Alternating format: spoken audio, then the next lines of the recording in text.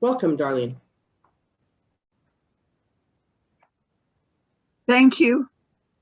Thank you very, very much.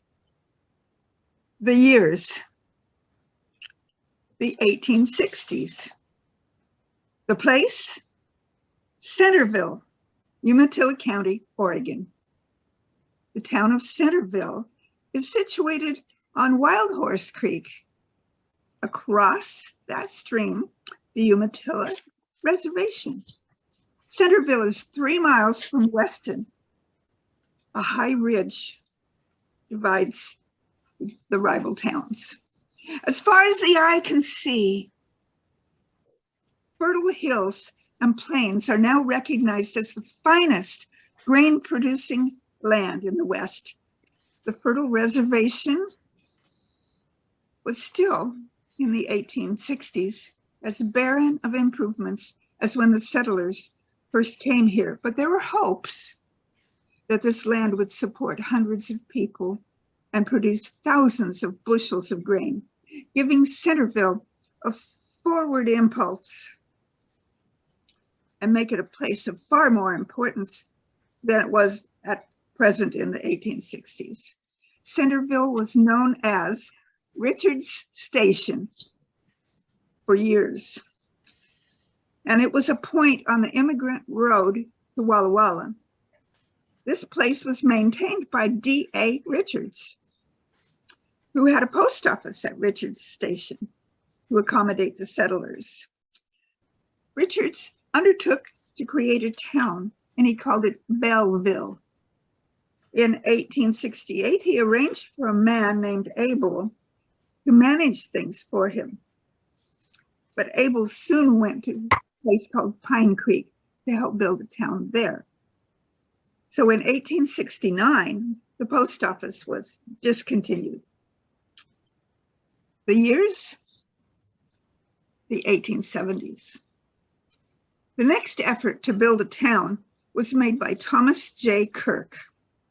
In 1878, Kirk laid out Centerville near the former site of Richards Station.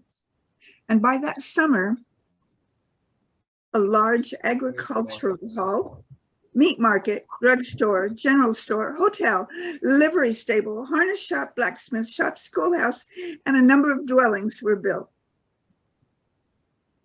The post office there opened October 11th, that's today's its anniversary, in 1878. With this done, Centerville hoped to vie for a position as county seat. A railroad from Walla Walla to Baker City hoped to be built within a year or two. What promise for this little town? The years, creeping into the 1880s. Wow! Containing 5 general stores, 2 hardware stores, a drugstore, a furniture store, a jewelry store, a saddlery shop, 2 millinery stores, an agricultural implement warehouse, 3 saloons, you can see what was important there, 2 livery stables, a hotel, a restaurant, a meat market, 2 blacksmith shops, a steam planing and feed mill, a schoolhouse, 2 churches. Well, at least they had 2 churches to match the saloons, right? Post office, express office, and a population of nearly 300. That's a lot of buildings and stores for that, only 300 people, but what a great start. But there was confusion. Oregon had another Centerville in Washington County, and Washington had a Centerville in Klickitat County. How to tell which one you were talking about? Yikes! So in 1889, the government heads requested the Centerville school principal, to D.W. Jarvis, to come up with a different name for the town. He chose the name Athena, after the Greek goddess of counsel, war, arts, and industries. The post office name was changed to Athena in May of 1889. the years, the next century, the 1900s and the 2000s. The town of Athena was incorporated in 1904. The immigrant settlers of the previous century, the 1800s, consisted of many of Scottish descent. They brought with them an interest in the customs and music of Scotland. Before World War I, Athena had a Caledonian society that held an annual picnic featuring Scottish dancing and bagpipes. This event was suspended in 1914, but beginning around the 1950s, the Weston McEwen High School in Athena began including a Scots dance group and a pipe band. And by 1976, the band had performed in many venues in the United States, as well as in Scotland and England. Officially, the town began celebrating Caledonian Days the second full week of July every year. Athena was also a filming location. In 1930, an F.W. Murnau film called City Girl, starring Charles Farrell and Mary Duncan, was filmed in Athena. Another claim to fame for Athena was the creation of the Hodaka motorcycle. The design was created in Athena by the Pacific Basin Trading Company, sometimes referred to as Pobatco. The bikes designed in Athena, but manufactured in Japan. The Hodaka marquee is recognized as an American vintage cycle. It was the vintage cycle, or vintage marquee, at the 2006 American Motorcyclists Association Vintage Motorcycle Days in Mid-Ohio. That was in 2006.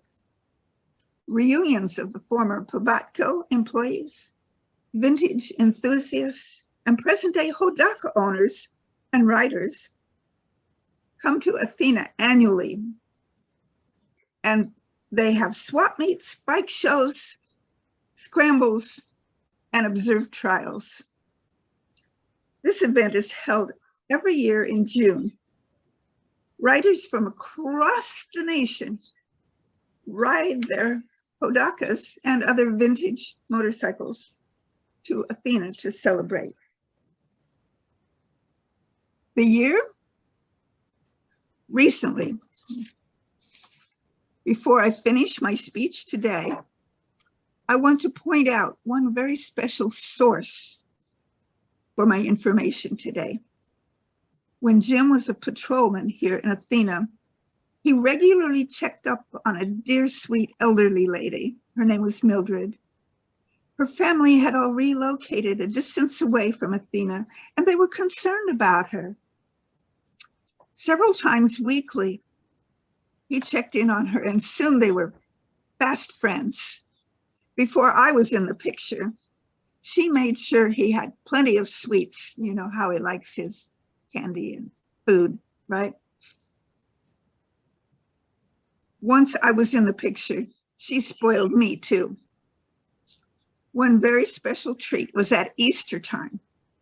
She made what the family called bunny faces. They were like hot cross buns, but they looked like bunnies. All of that to tell you that this sweet lady, Mildred Miley, and another lady called Genevieve Geisel created a book called Athena, Once Centerville Has Interesting History. The local library in Athena has Athena Press issues archived and a couple of publications that tell the history of this charming country town. And of course, much of what you can learn about Athena, you can find on the proverbial Google. The year, this moment, right now.